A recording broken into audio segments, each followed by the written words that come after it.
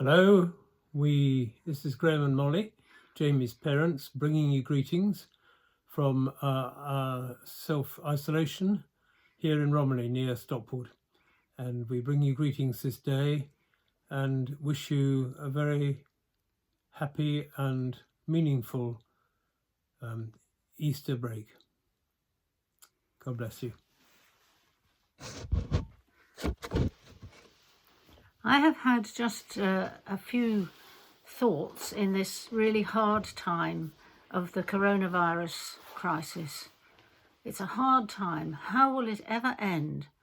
And what might God do? Well, as I've pondered those questions, I've had a few thoughts about some similarly equally difficult situations from the Bible. The first one was when the people of Israel had come out of Egypt. There had been the plagues, and at last Pharaoh had let them go, and they had come to the Red Sea. And then they realized that Pharaoh and the Egyptians were coming after them to catch them after all and probably not let them go. What might God do? They were trapped. And God opened a way through the Red Sea by blowing back the waters and making a dry path for them to go through, and then the waters came back and the Egyptians couldn't follow them. No one had predicted what God would do.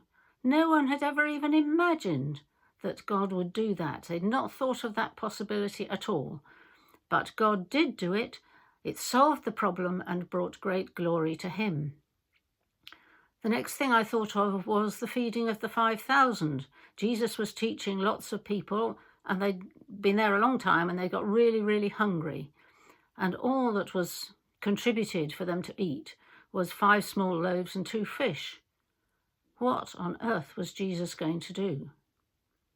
Well, what he did was to make enough food for the 5,000 people and plenty left over out of these 5 loaves and 2 fish. No one had predicted that. No one had thought of that possibility. But God did it. He solved the problem, and it brought glory to him. Also, one day, Jesus and the disciples were in a boat, and a huge storm arose. Jesus was asleep in the boat, and the disciples, though they were very experienced in boats, being fishermen, they were terrified and thought they might drown.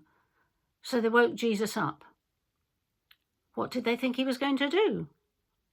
The Bible doesn't tell us, but I don't suppose they thought of him standing up and rebuking the storm, so the storm disappeared and it was calm.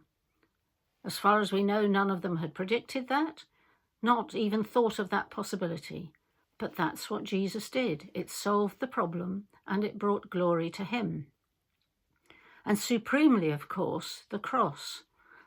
One big aspect of the problem was the sin of the world and how God was going to deal with it, but an immediate thing was Jesus' capture and suffering and being nailed to a cross and dying. What was God going to do? Well, what God actually did was to raise Jesus from the dead. I can't say no one had predicted it, because Jesus had predicted it, but nobody had latched on to that. And the disciples, I suppose, his followers, had not imagined that as a possibility. But that's what God did. God had thought of it, and God did it. In each of these cases, the solution to the problem was far, far greater than anything anyone had imagined. But in each case, God did it. He solved the problem. On the cross, he solved the problem of human sin and of alienation from God. He solved the problem and brought glory to himself. So what now in the coronavirus? We want it to end, but what can God do? Actually, I have no idea for that, but I am praying. I am praying that God will show mercy. Mercy to us as individuals, mercy to the UK, mercy to his world, who have so badly neglected him. I pray for God's mercy, and I pray for God to do something, maybe something that none of us has predicted or imagined, but him to do something that solves the problem and brings glory to him and return to Christian faith. So I pray, I seek to trust, and I wait to see what God does. I expect you're doing the same. and I wish you a very joyful and faith-filled Easter. Thank you for listening.